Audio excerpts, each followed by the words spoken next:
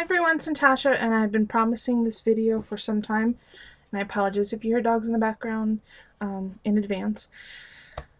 I've been asked how I store my clear stamps. They used to be in a tote and in their individual little plastic sleeves. Let me see if I have one nearby. No, I don't.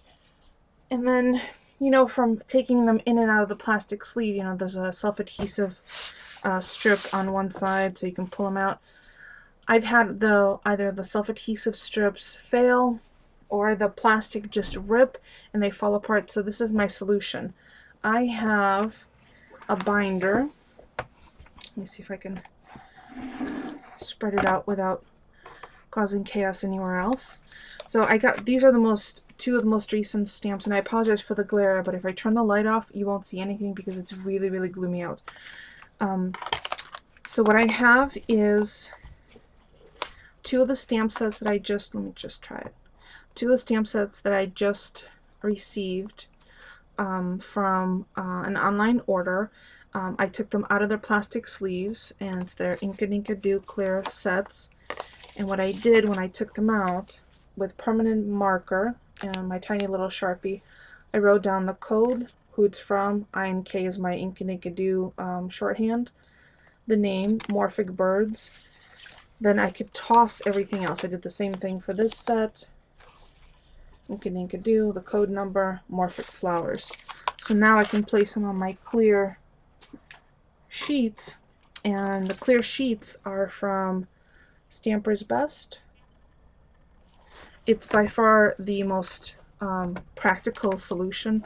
Let me just close the book so I could show you specifically how I'm adding the individual stamp sets. So the Inka Dinka Doo ones, actually two of the sets fit onto a sheet with more room for individual sets, individual clear stamps if you need to. So these sets typically come with a backer sheet, which is thinner, and then the cover sheet, which typically has the art in a black so you could see where the stamp goes and what the image looks like. I peel off the back panel, the thinner sheet, and put that aside, and take the entire stamp set with my clear storage sheet and put it on. Do a gentle press and watch.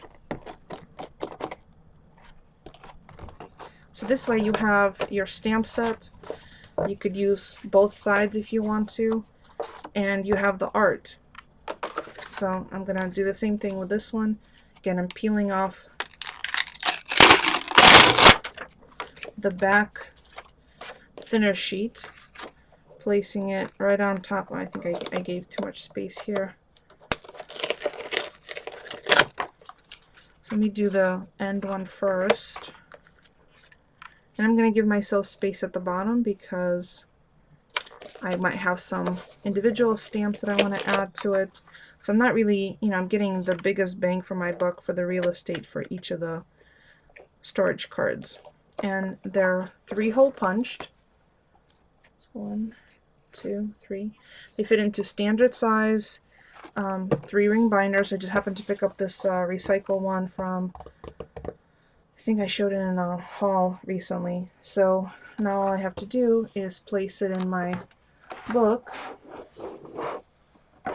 my binder, and I'm good to go.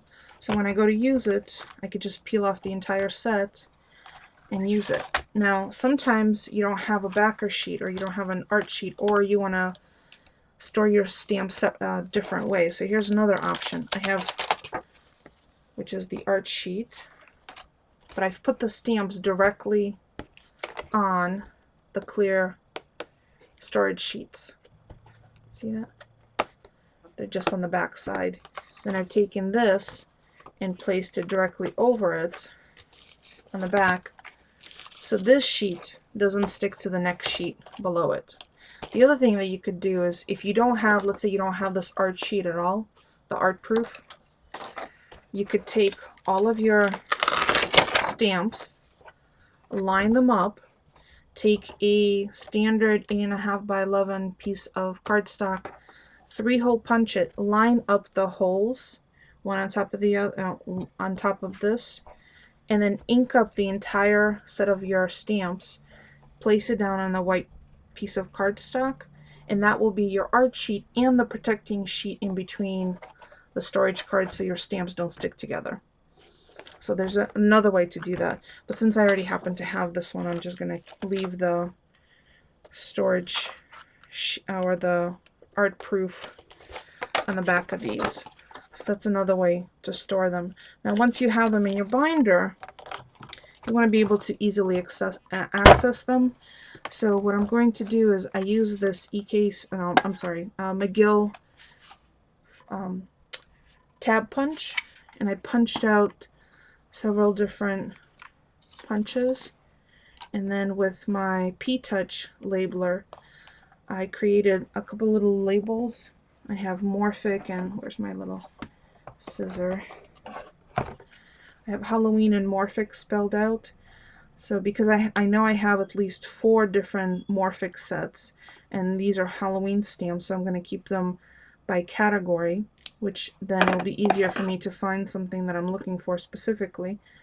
So I'm going to peel this off and stick it on. Sorry, I'm doing that off frame so I could see it, because if I turn the light on now, you're going to get blinded from all the shiny surfaces. And this happens to be a 1/4 inch tape for the P-Touch, and I'll show that to you in a second. I probably would want to use a pair of tweezers. I just happen to have a little bit of a stumbling block grabbing the end of it. See, that's why it's hard to do stuff in the dark. Alright, I'm sorry, I'm gonna have to turn that on. Otherwise I'm gonna be putzing around with this for a long time. Or you could just take my word for it and... Wow. Okay, I got it.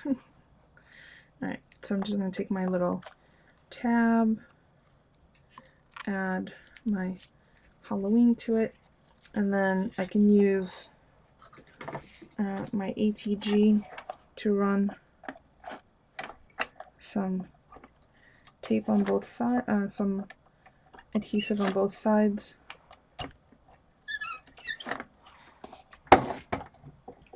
And then use that on the edge of the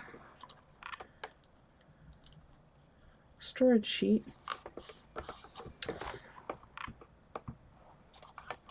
So now I have a tab, and I could do that with, you know, whatever I need to. Halloween, Christmas, I have this Morphic one. Put my sheet back on. When you store things like this on the clear sheets, you need to make sure that you properly take care of your stamps after use, that you clean them, that you don't have any abrasive materials still left on them, particularly Versamark, because Versamark is a slick surface. You need to clear those stamps before you can put them back on. They just won't stick because Versamark will prevent them from sticking. So you need to clean them out. So I have all these Morphic stamps. So I'm going to keep labeling these, and I'll show you. I have all sorts of different sets already in here. And this has saved me an enormous amount of room, because some of these stamps were in plastic casings and now they just reside in a sheet. So here I have 2 sets on one, and again on the proof sheet, or you can even add a little label below this. Like, let's say this was the Morphic ones you wanted to, you can just totally add the label right below your stamp set so you'll know, and add whatever information you want. So that's how I store my clear stamps. Obviously I'm still transferring them over.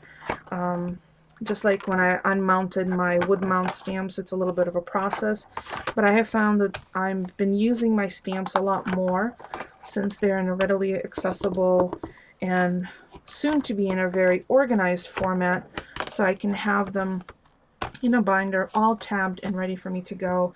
If you have any questions about any of the steps, I will include a link in the description below to StampersBest, which is where the clear storage sheets are from. I love having the clear ones for my clear stamps. I do have the regular storage sheets for my red rubber foam mounted stamps as well, also in binders. I went from, I think, 3 full big totes full of stamps between clear stamps and my wooden stamps down to 4 binders, which is really helpful. So again, if you have any questions for me about any of the steps, please leave me a comment. I'll be more than happy to answer, and I'll include a link to StampersBest in the description below. Thanks for watching, everyone.